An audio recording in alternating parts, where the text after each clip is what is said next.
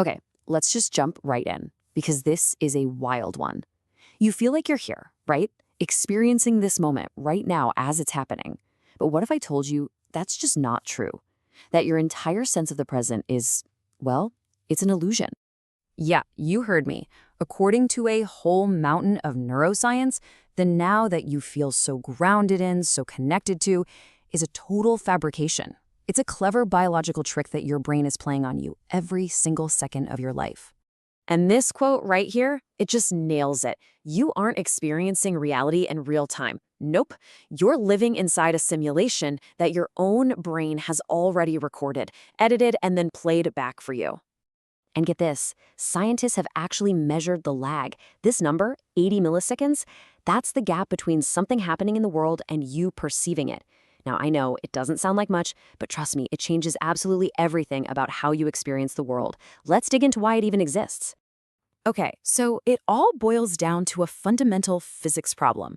Your brain is an incredible machine, for sure, but it's not instant.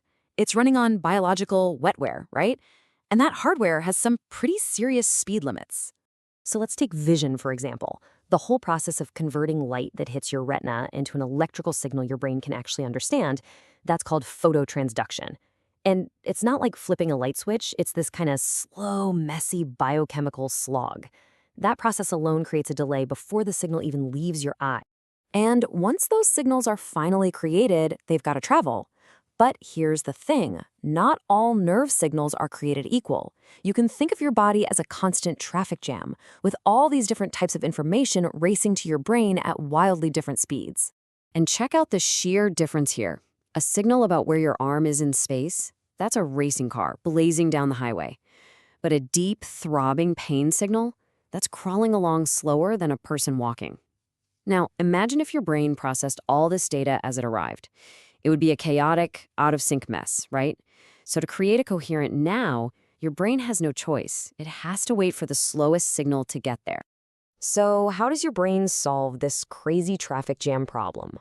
Well, it becomes a master film editor. It collects all the raw footage from your senses and then painstakingly cuts it all together into a smooth, seamless movie that it presents to your consciousness. You know, a great analogy is a live TV broadcast. It's not truly live, right? There's always a delay of a few seconds so the producers can bleep out a curse word or cut away from a mistake. Your brain does the exact same thing. It buffers all that sensory data for about 80 milliseconds. This gives it just enough time to sync up what you see with what you hear, edit out the glitches, and create the seamless reality you think you're living in. And one of the biggest glitches the brain has to edit out is your own eye movement. When your eyes jump from one point to another, that's called a saccade, the world should really become this nauseating, shaky blur. To stop that from happening, your brain uses a trick called saccadic masking. It basically just turns off your visual input for a split second during the movement. You make thousands and thousands of these little eye jumps every single day. So, what does that all add up to? Well, because of saccadic masking, you are functionally blind for about 40 minutes out of every single day. Let that sink in. 40 minutes. And you're completely, totally unaware of it. So why don't you notice these 40 minutes of blindness? It's all because of your brain's incredible editing skills. The very moment your eyes land on a new target, your brain takes that nice sharp image and pastes it backward in time, covering up the blurry mess where the saccade happened.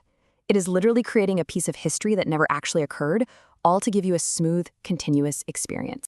But you know, sometimes the editing software glitches. And when it does, we can actually see the seams of our constructed reality. And scientists have come up with some really clever illusions to expose these seams and prove just how your brain is building your world from scratch. So the key idea behind all of these illusions is something called postdiction. It's basically the opposite of prediction. Your brain doesn't guess what's going to happen next. No, instead it waits for about 80 milliseconds, collects all the data from that little window, and then constructs a story of what just happened. Your perception is always a story told after the fact. This effect is just a perfect example of postdiction in action. So you have a moving dot, and a stationary dot flashes in the exact same physical location. But that's not what you see. You actually perceive the moving dot as being further ahead. So why? Because your brain didn't show you the flash when it happened. It waited, it saw where the moving dot went next, and then it built a version of the past where the moving dot was already ahead of the flash. It's wild. And this whole postdiction thing isn't just for your eyes. In the cutaneous rabbit illusion, you get a few quick taps on your wrist, and then a moment later, a few taps on your elbow. But what you feel are phantom taps hopping all the way up your arm. Just think about that for a second. How could you possibly feel a tap in the middle of your forearm before the tap on your elbow even happened? The answer is you couldn't. Your brain waited for all the data to come in, then it invented the hopping rabbit to create a story that made sense of it all. So, this 80-millisecond lag, it's not just some fun party trick. It leads us to one of the most profound and, frankly, unsettling questions in all of science. If our consciousness is always late to the party, who or what is actually in control?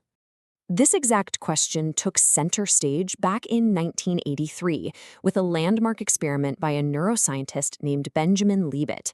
He wanted to know what exactly happens in the brain at the very moment we make a conscious choice. And the results? They were staggering. What he found was that the brain activity for a movement, they call it the readiness potential, it begins a full 350 milliseconds before the person even feels the conscious will to move. Let me say that again. Your brain decides to act over a third of a second before you are even aware that a decision has been made.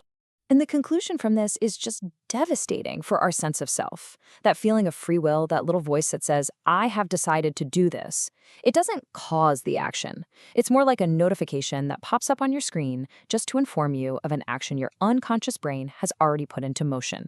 So what's a good way to think about this relationship? Well, imagine NASA driving the Mars rover. The engineers at Mission Control in California, they can't joystick it in real time. The signal delay is way too long. So instead, they send high-level goals, like go investigate that rock, and the rover's autonomous systems figure out how to do it.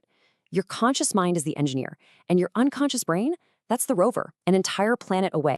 And in this analogy, your conscious experience of making a choice is like the engineer back at Mission Control, reviewing the data log of what the rover has already done. You feel like you're in the driver's seat, but you're actually just the historian of your own actions, reading the minutes from a meeting that's already over. Philosophers actually have a name for this strange state of being. They call it the ego tunnel. And what it means is that you have never directly touched, seen, or heard the real world.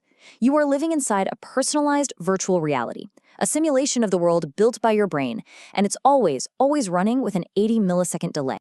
And all of this leaves us with a final and pretty unavoidable question.